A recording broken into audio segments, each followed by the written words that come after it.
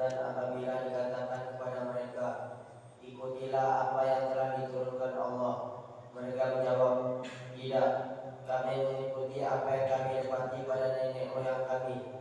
Padahal nenek moyang mereka itu tidak mengetahui apapun dan tidak mendapatkan petunjuk. Berarti kan kalau disuruh ikut apa yang Allah turunkan berarti wahyu, Al-Quran dan hadis. Tapi jawaban mereka apa? Kami lebih baik mengikuti apa? Nenek moyang kami. Apa kata Allah? Walaupun nenek moyang mereka tidak mengetahui apa-apa. Artinya apa yang dilakukan oleh nenek moyang mereka tidak tahu dasarnya apa, dalilnya apa, tidak tahu. Maka mereka lebih mengikuti nenek moyang yang mereka tidak tahu dasar, tidak tahu dalil. Umpamanya melakukan ini tahu nggak dalilnya? Nggak tahu. Karena anda dari dulu gini-gini. Nah, itu mengikuti nenek moyang. Oke? Walaupun kata Allah nenek moyang mereka tidak mengetahui apa-apa. Maksud tidak mengetahui apa-apa, maksudnya tidak tahu dasar wahyunya apa. Dia melakukan itu ada nggak wahyunya? Ada nggak dalilnya? Al-Quran atau hadis? Oke? Buka lagi surat Al-An'am. Surat Al-An'am. Al-An'am.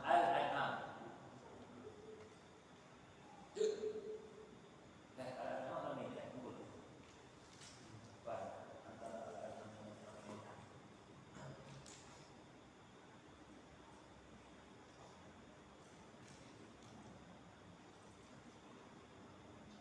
Apa? Al-Maidah. Kata Al-Maidah. Al-Maidah ayat 104. Baca.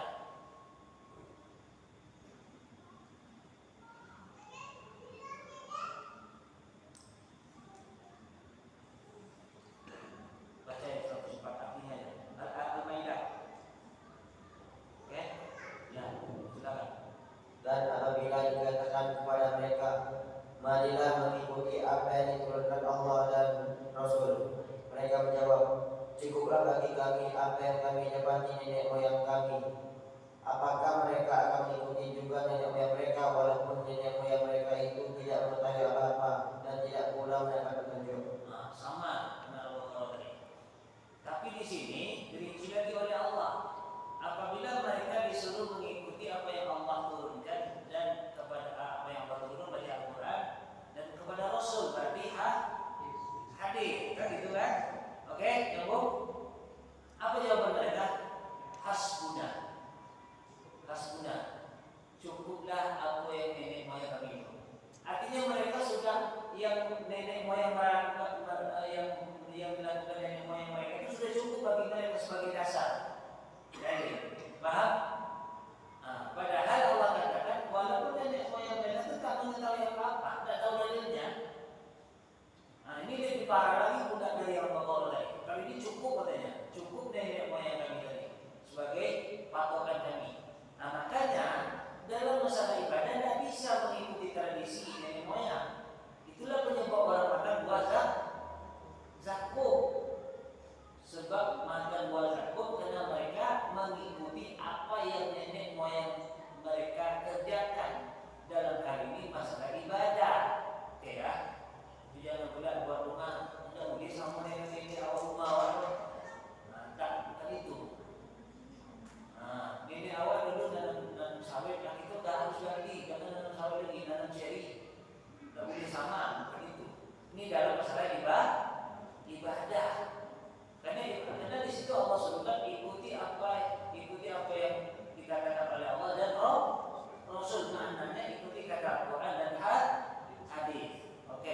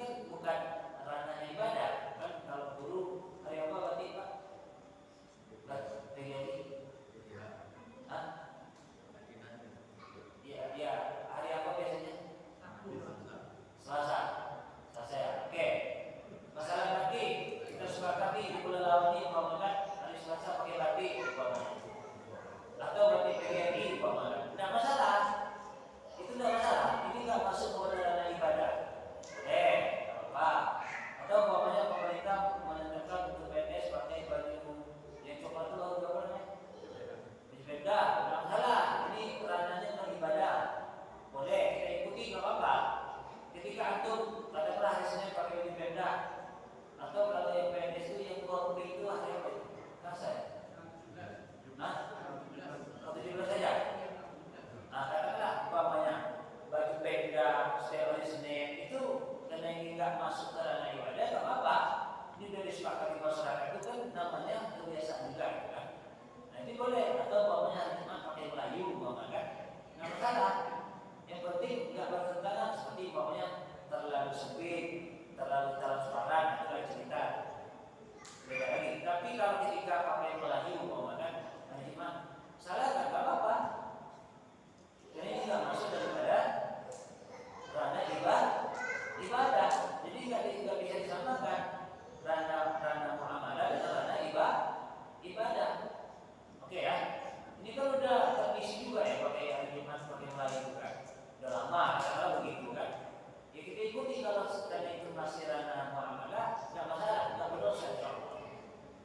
Oke. Nah, kecuali nanti dianggap suatu keharusan kalau nggak pakai itu berdosa, kan? Itu lain cerita. Kalau dianggap seperti itu lain. Akan tetapi ketika kebiasaan suatu masyarakat itu tidak bertentangan dengan syariat dan berurusannya dengan tentang muamalah, ya nggak apa-apa. Tapi kalau sudah ranahnya ibadah, itu bukan ranah kita lagi. Itu ranah Allah dan Rasul. Bukan ranah kita, ranah Allah dan Rasul. Kenapa begitu? Karena yang memberi pahala Allah. Ibarat kita kerja sama orang, yang menentukan kerja dia, yang menentukan gaji dia. Mungkin nggak kira-kira yang menentukan gaji dia terus menentukan kerja kita? Mungkin nggak? Mungkin nggak? Nggak kan? Katakanlah RPP memberikan gaji, tapi yang menentukan kerja kita. RPP Anda bagi tambah aja lah, bagi ini aja lah, nggak bisa. Betul? Karena dia yang beri gaji, karena dia yang beri gaji, maka kata dia lah yang kita ikuti. Jangan pula dia yang beri gaji, terus kata kita yang kita ikuti, atau kata orang lain. Kita dapat gaji dari RPP, terus SOP Indokiat kita pakai, tidak laku. Karena gaji kita dari RPP, maka SOP dia lah yang berlaku. Paham? Nah, karena ibadah yang memberi pahala siapa? Allah, maka SOP Allah yang berlaku. Tidak berlaku SOP bulan-bulan tidak laku. Bukan dia kok yang masih pahala. Maka kalau kita nanti kata sebulan ini, kata Allah begini, bertentangan, kita jangan minta pahala sama Allah, minta pahala sama dia. Karena dia yang nyuruh begini. Paham? Nah, inilah di ayat yang ini menjelaskan tentang karena ibadah ini ranahnya Allah dan Rasul. Ranahnya Allah dan Rasul. Karena Allah yang memberikan pahala, maka tentu yang berlaku adalah SOP Allah. Anda yakin dosa Allah, antum aja lagi. Antum yang menggaji orang, terus yang menentukan kerja orang itu katakanlah umpamanya Bang Yasa menggaji si bulan. Ente kalau kerja ente ini kerjanya. Oke, dia menggaji Bang Yasa. Kira-kira terus katakanlah, tidak bisa, ente kerja ente begini. Kira-kira Bang Yasa nerima nggak? Mau nggak dia menerima segitu? Dia yang gaji, terus kata orang yang ikuti orang ini. Gimana antum? Antum masalah.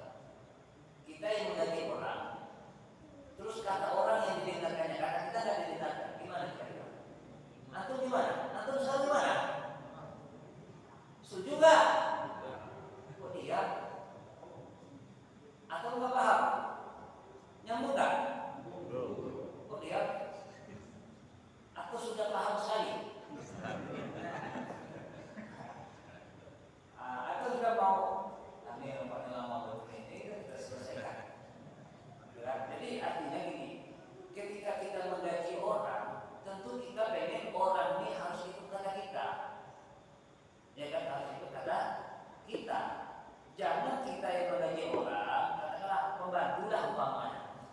menggaji katakanlah si Siti Sapina sebagai pembantu rumah tangga, oke? Terus anda bilang kerja ente pagi masak, bersihkan rumah, menyiapkan anak sekolah, terus nanti siang cuci pakaian agak jam 9 karena oleh SOP-nya begitu. Terus sore nanti diangkit pakaian di jemuran itu. Ya, antum suruh begitu, tiba-tiba ada orang lain, nggak usah pakai nama aja jemur, yang gajian tuh gimana kira-kira? Marah kan tuh? Ya, jadi kalau Allah suruh ente ibadah seperti ini, yaudah ikuti apa kata Allah, jangan kata orang. Ini yang memberi pahala itu Allah, bukan orang lain, paham? Nambung? Nah, inilah kenapa kita tak boleh ikuti nenek moyang, karena yang boleh pahala itu bukan nenek moyang, Allah. Oke? Nah, jadi jangan dijadikan suatu dalil. Baik, itulah. Maka ini nanti masuk kepada membatalkan amal, masuk kepada kesyirikan tadi. Artinya syirik, ada syirik besar, ada syirik kecil. Syirik besar itu apabila dia mengingkari tauhid uluhiyah, artinya dalam hal ibadah. Dalam hal ibadah itu namanya uluhiyah. Artinya kita minta kepada siapa? Beribadah kepada siapa? Artinya mengesahkan Allah dalam perbuatan kita. Itu uluhiyah namanya. Mengesahkan Allah dalam perbuatan kita. Kita sholat isya tadi, tujuan kita karena Allah atau tidak? Nah, itu namanya uluhiyah. Mengesahkan Allah dalam ibadah kita. Oke? Paham ya? Atau berdoa, ya Allah sembuhkanlah sakit saya, ya Allah berilah saya rezeki, ya Allah berilah saya anak laki-laki dan seterusnya. Nah, tujuan kita kepada Allah itu namanya uluhiyah, perbuatan kita. Oke? Nah, kalau rububiyah, perbuatan Allah yang menurunkan hujan, yang memberi rezeki, yang menumbuhkan sawit, yang melebatkan buah sawit. Ya Allah, Engkaulah yang menumbuhkan sawit, Engkaulah yang melebatkan buah sawit. Maka pupuk ini bukan tidak bisa apa-apa kecuali dengan izin Engkau ya Allah. Itu namanya mengesahkan Allah dalam perbuatan Allah. Oke? Paham? Jadi sawit lebat bukan karena pupuk. Karena Allah pupuk hanya sebab. Pupuk hanya sebab, tapi Allah lah yang menyebabkan sawit itu lebat atau sawit itu tumbuh. Pupuk itu hanya sebab. Ada yang kita pakai pupuk bagus juga, ada yang kata dipupuk tidak bagus juga. Tergantung Allah pengennya gimana. Makanya itulah perbuatan Allah. Ini rububiyah namanya. Itu mengesahkan Allah dalam perbuatan Allah. Kalau uluhiyah tadi mengesahkan Allah dalam perbuatan kita. Oke? Nah, kemudian asma wa sifat, nama-nama dan sifat-sifat Allah. Jadi kita esahkan Allah dalam nama-nama dan sifat. Ketika kita mengingkari ketiga ini, maka itu yang namanya taubat syirik besar. Ini namanya syirik besar. Kalau syirik besar itu pelakunya selama-lamanya neraka. Tidak ada cerita pindah ke surga, tidak ada. Selama-lamanya neraka.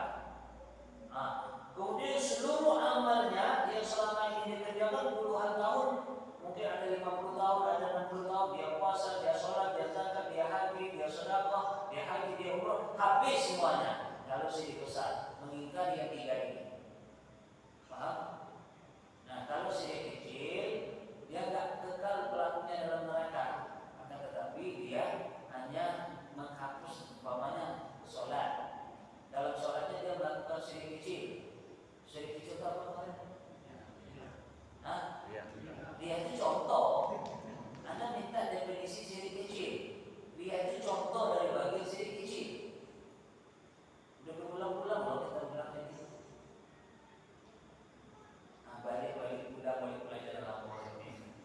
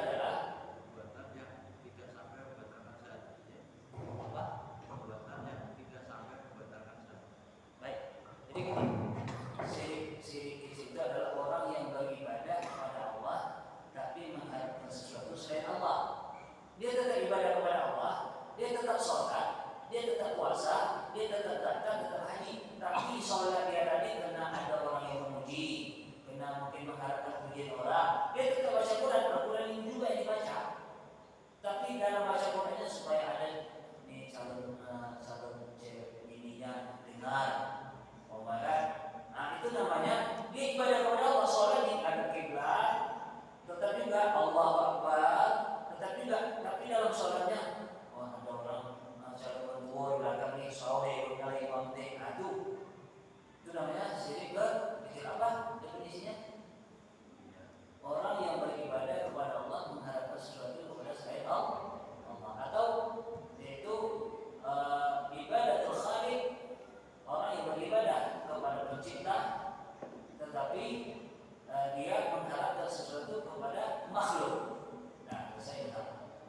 Oke, syirik kecil. Beda syirik besar tadi. Dia beribadah kepada selain Allah, dia sujud kepada selain Allah, dia minta kepada selain Allah. Nah, ya. Paham ya? Allah alam bisawab. Oke? Cukup dulu, ada pertanyaan? Jadi kalau banyak-banyak kata makmum, takut tak nak buat memori, takut tak buat memori. Masa nanti kalau banyak tak buat memori, keranjang sedikit. Apa tanya? Apa tanya? Silakan.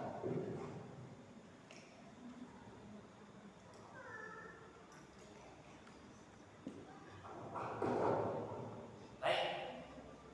Tidak ada? Insyaallah. Allah. Syirik besar itu apakah bisa misalnya tak dia bisa kembali seperti syirik tadi? Baik, jazakallah. Kalau pelaku syirik besar langsung keluar dari Islam, maka masuk di dalam kaidah nama fikih Islam, membatal Islam. Maka tadi Anda bilang ada hubungan antara pembatal amal dan pembatal Islam. Ada beberapa poin pembatal amal yang bisa mengeluarkan dari Islam. Salah satunya syirik tadi.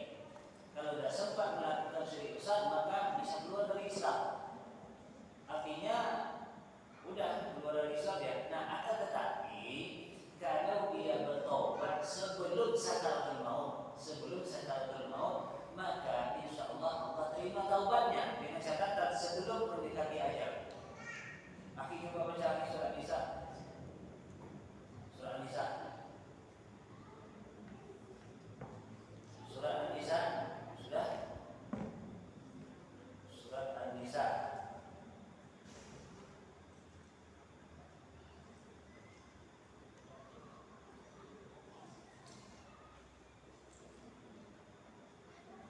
Coba buka ayat 18.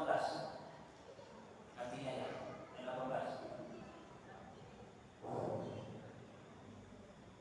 Dan taubat itu tidaklah diterima Allah dari mereka yang melakukan kejahatan hingga apabila datang ajal kepada seseorang di antara mereka, barulah dia mengatakan, saya benar-benar bertobat sekarang. Dan tidak pula diterima tobat dari orang-orang yang meninggal sedang mereka di dalam kekafiran. Bagi orang-orang itu telah kami sediakan azab yang pedih. Baik, tengok. Kalau nak mati baru bertobat, tak diterima tobat lagi. Apa contohnya? Buka surah Yunus. Surat Yunus.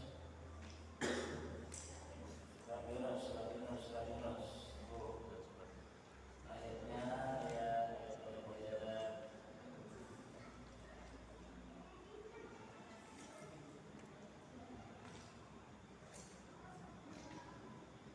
Buka surah Yunus ayat 90. Baca artinya. Ayat 90.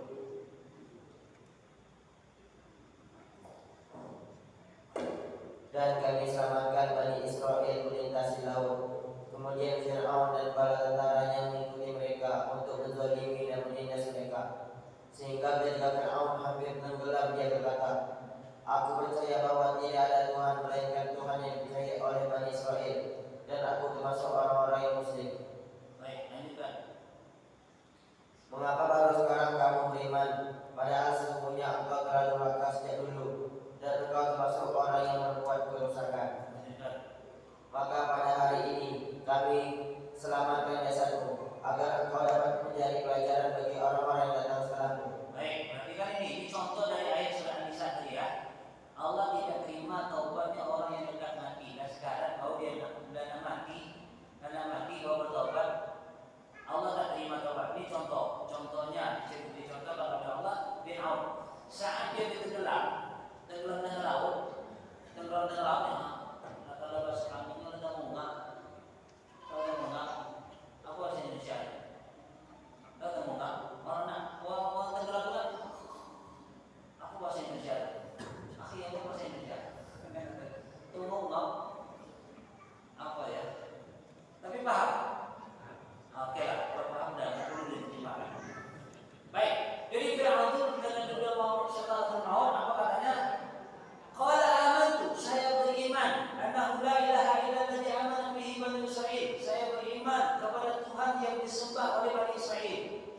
Tidak ada Tuhan selain Tuhan yang disembah oleh manusia. Artinya beriman kepada Allah.